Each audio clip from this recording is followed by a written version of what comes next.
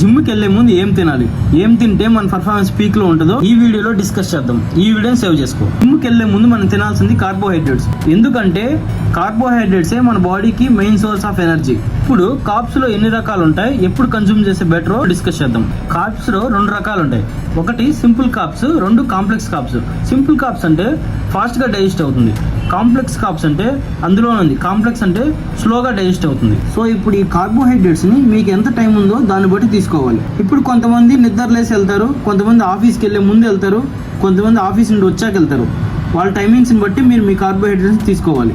So ఇప్పుడు మీకు 2 నుండి 4 గంటల టైం ఉందంటే మీరు రైస్ ఆర్ స్వీట్ పొటాటో తినొచ్చు.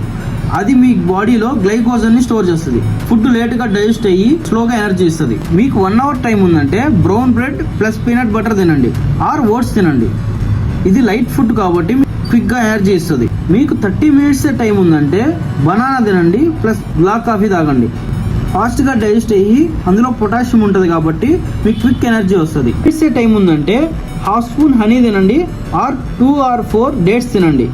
ఇది ఇన్స్టాంట్ ఎనర్జీ ఇస్తుంది, గ్లూకోజ్ పైకి అవుతుంది. ఇలాంటి మోర్ ఇన్ఫర్మేషన్ కోసం ఫిట్ వార్ పేజ్ ని ఫాలో చేసుకోండి.